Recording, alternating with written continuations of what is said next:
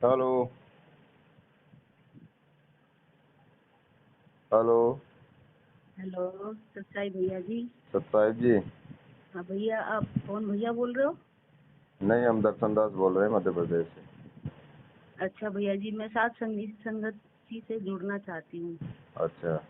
हाँ भैया जी, कहाँ से बोल रहे हैं? दिल्ली से बोल रही हूँ भैया जी। अच्छा, चलो ठीक है, हम जोड़ देंगे। ये नंबर आपका व्हाट्सएप बना है इसका? हाँ जी, हाँ भैया बना हुआ है। ठीक है, हम जोड़ देंगे।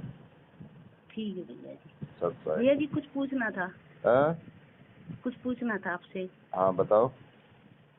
भैया जी, मेरे हस्बैंड ने भी गुरुजी का नाम नाम ले रखा था। हम्म। तो भैया जी, उनकी पिछले साल 21 तारीख में डेथ हो गई थी, वो बीमार थे। अच्छा। हाँ जी, तो भैया जी जैसे अब उनका ये अगस्त में अब 1 साल हो जाएगा। हाँ। तो भैया जी कुछ मतलब ऐसे ही बिना उसके मतलब कुछ कर सकते हैं दान वगैरह? उनको क्या करना है? तो आप है भाई? आप भी तो जुड़ी हो। हाँ जी, अब तो मैं जुड़ी हो हूँ। तो मैं ये सोच आप रही कब मैं, से हाँ जुड़ी थी? आप कब से जुड़ी हैं? भैया, मैं मेरे को 2019 में अप्रैल में जुड़ी थी मैं। मतलब जब आपके पति जुड़े थे तब आप भी जुड़ी थी उस समय? हाँ जी, हाँ हाँ, हम दोनों तीनों साथ ही, मैं मेरी बिटिया और हम तीनों साथ ही जुड़े थे। अच्छा। हाँ जी। तो देखो बहन जी, आपके पति की मृत्यु हो गई जुड़ने के बाद। हाँ जी। लेकिन परमात्मा कहते हैं कि पत्नी से पहले पति की मृत्यु नहीं हो सकती इस भक्ति मार्ग में। ये सत भक्ति है बहन जी। हाँ भैया, वो तो इसीलिए तो थोड़ा सा ये वो आया था कि तो ऐसा क्यों हुआ, लेकिन ये विधान में गलत हुआ जो आपको दिखाई दे रहा होगा। हाँ जी, हाँ बिल्कुल। तो इसका कारण क्या है? इसका कारण ये है कि उनकी तो भक्ति जैसे भी होगी वो ठीक ही है। उनकी भी वैसे भैया जी वो भी उन्होंने मर्यादा में बाद में नहीं, विश्वास नहीं करा वो था। भी मर्यादा में नहीं होंगे और आप भी मर्यादा में नहीं हो। अच्छा जी। हाँ, हाँ। हो सकता है। यदि आप मर्यादा में होते हाँ जी। तो उनकी मृत्यु नहीं हो सकती है। अगर वो ऊंच नीच भी होते ना, आप मर्यादा में होते पूरी तरह से, तो भी उनकी मृत्यु नहीं होती। अच्छा भैया। और वो ठीक। भी मर्यादा में होते तो बात ही क्या है कि परमात्मा तो दोनों ही आत्मा को अपना सही सलामत रखेंगे। हाँ भैया, हाँ। लेकिन क्या है कि अब आप दोनों के चलते ही किसी की भी मर्यादा ठीक नहीं है, इसके चलते ही बस काल का दाव लगता है तो वहां पर वो अनर्थ कर देता है। फिर वो भगवान का वहां पर कोई फिर वो पंजा नहीं रहता अपने ऊपर। हाँ, वो डायलिसिस होती थी भैया जी, उनको परेशानी ज्यादा ही थी। नहीं, कुछ भी हो, अरे परमात्मा तो सब परेशानियां दूर करता है, चाहे कुछ भी हो, चाहे कैसा भी रोग हो, हाँ कैसा भी भैया रोग जी, हो। एक, हाँ एक और चीज है, जैसे मेरे हस्बैंड खत्म हो गए तो हम तीन ही प्राणी थे घर में, मैं, मेरी बिटिया और मेरे हस्बैंड। तो वो तो चले गए तो हम माँ बेटे रह गए। हाँ। तो भैया जी हम वहाँ रहते थे जहाँ पे, वहाँ पे अच्छा माहौल नहीं था। तो मेरे भाई हर जो, वो मुझे अपना समझ के जैसे भी है, तो मुझे अपने घर में, घर के आसपास में ही ले आए। हम्म। तो भैया जी वो नामदानी नहीं है और मैं गुरु भक्ति करती हूँ।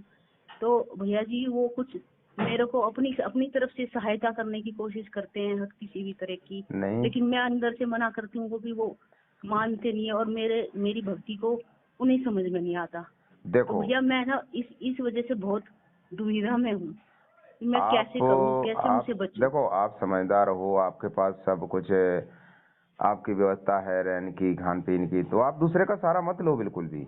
नहीं, सहारा नहीं ले रहे भैया जी। वैसे तो मैं भाई के मकान में रह रही हूँ, लेकिन हाँ। मुझे मालूम है मैं उनका किराया दूंगी, चाहे वो हाँ। मुझसे लेंगे नहीं, लेकिन उन्होंने अपने घर में लाके मुझे रख दिया है। तो भैया जी मैं ये सोचती हूँ कि मैं भी उनका जो भी थोड़ा घना किराया मैं अपनी तरफ से निकालूंगी, आने वाले समय में किसी भी रूप में दूँ, वो हाँ, लेना तो नहीं कोई नहीं, चाहते। आप अपनी व्यवस्था में ही अपनी व्यवस्था करो, दूसरे का भार मन चढ़ाओ अपने ऊपर। तो इसीलिए भैया मैं उनका किराया वगैरह देती रहूंगी, तो मेरे ऊपर भार नहीं चढ़ेगा ना भैया। बिल्कुल है ना, वो तो सही बात है। अगर ऐसा है और आपके पास यदि नहीं है तो अपना दो उनको, अगर देने का बनता है तो। हाँ, तो भैया जी कुछ ऐसी चीजें हैं जैसे ये समाज में लेना देना भैया मेरे को दे जाते हैं जबरदस्ती, तो मैं उसका क्या करूं भैया? मैं तो थोड़ी सी इस चीज से भी, यही तो मर्यादाएं हैं, यही तो आपने जो है ना सारा एक दूसरे का लेन देन आप ले रहे हो, दे रहे हो, ये तो आपने मर्यादाएं खराब कर रखी हैं सब कुछ। ये बिल्कुल नहीं करना है। तो ये तो भैया फिर संसारिक मैं कैसे बचाऊं? संसारिक वो सारी मुझे खुद उठा के लाए रीति हैं। रिवाज हैं, ये तो है। मतलब मुझे खुद वो लेके आए हैं, तो मैं वैसे बहुत कम करती हूँ, लेकिन फिर भी जैसे कुछ उनको देना है वो देते हैं। अब मैं देखो उनको मना करूँ तो वो नहीं, कहते हैं हमें। ये भक्ति मार्ग है, वे आपको लेके आए, ठीक है, वहाँ अपने मकान पर रहो, उनका बनता है तो आप किराया भी दे सकते हो। हाँ लेकिन ये संसारिक जो भी ये रीति रिवाज हैं जो भी हैं, इनमें बिल्कुल भी सहयोग नहीं करना है, मतलब बिल्कुल भी उनकी बात को नहीं मानना है, कुछ भी नहीं लेना मैं, देना और नहीं है। आप अपनी भक्ति अपनी मर्यादा बचा के रखो और अपना रहो आराम से। अच्छा भैया जी, तो हाँ, मैं ये पूछ रही थी थोड़ा सा, जैसे अब ये 21 तारीख को मेरे भगत जी जो थे चले गए थे, तो मैं कुछ जैसे थोड़ा घना कहीं कुछ कर सकती हूँ, थोड़ा घना जैसे उनके 2-4 हज़ार उनके रुपए लिए का कुछ। उनके लिए क्या करना है, कुछ नहीं करना उनके लिए। परमात्मा की आत्मा थी, परमात्मा जैसा समझेंगे उस आत्मा को वहां पे वैसा अपना करेंगे, ठीक है। अपना क्या है उनका, ये तो लेन देन का रिश्ता था तुम्हारा उनका, हाँ। आप क्यों चिंता अच्छा, कर रही हैं उनकी। नहीं वो आप तो जैसे अपनी मेरी भक्ति करो सिस्टर ना। है, उनकी बहन वगैरह है, तो थोड़ा सा वो सोचती है कि भैया का कुछ वो, क्योंकि कोई भी इस ज्ञान को समझ के राजी कोई नहीं नहीं है, मैं सोचता बहन समझाती जी, हूँ। किसी को मत देखो, उनके भैया या आपकी बहन है या आपका भैया, ये सब रट्टे हैं, ये सब काल का जाल है बहन जी। हाँ भैया ये तो मैं इस बात जानती को हूँ। सोचोगी तो कम से कम 100 की बात है, एक सोचो, अरे वो परमात्मा की आत्मा थी, जहाँ जानी थी वहाँ चली गई, आप अपनी भक्ति करो चुपचाप बैठ के अपना, अपनी मर्यादा को ठीक। बचाओ। ये संसार में ऐसे ही उलझी रहोगी, ऐसे भक्ति नहीं चल पाएगी, काल का दाव लगा रहेगा, परमात्मा को से दूर रहेगा आपसे फिर। और मेरी बिटिया जो भगत जी बिल्कुल भक्ति नहीं करती, बहुत परेशान हूँ, और उसका पढ़ाई में 1% मन नहीं है, बिल्कुल लड़की, मतलब 15 साल की है, आप समझ लो उसे 6ठी तक क्लास का बच्चा का भी नहीं आता। और मैं एक ही बच्चा है मेरा, मैं उससे भी बहुत परेशान हूँ, और भक्ति में भी नहीं लगती, कहती मुझे कोई चमत्कार नहीं मिला, मेरे पापा चले गए, उसके मन में कुछ पता नहीं क्या है। वो जब पहले थोड़ी घनी करती थी, अब तो बिल्कुल नहीं करती भक्ति, मैं उससे भी परेशान हूँ भगत जी, भाई जी। भाई क्या आप देखो, आप भी मर्यादा रखो, परमात्मा से प्रार्थना करते रहो अपने घर पे, हाँ, और उसको भी अपना कंट्रोल करके रखो।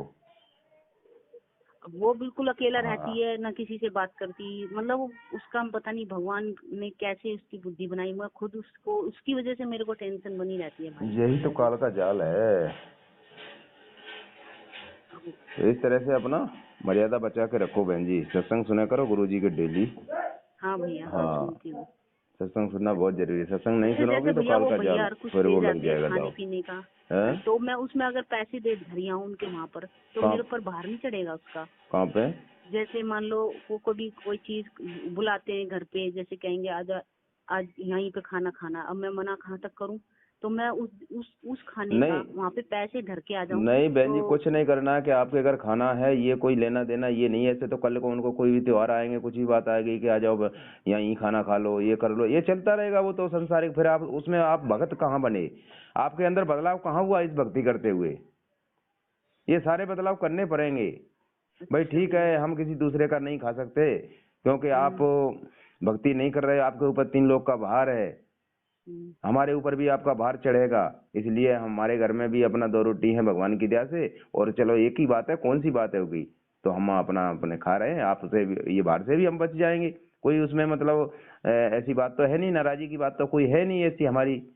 उनसे ये बोलो आराम से, उनकी ठीक है बातों में भैया। ऐसे चलते रहोगे, यही तो मर्यादा खराब होती रहेंगी। आप हर बात को, ये सारी बातों को बिगड़ जानकारी की।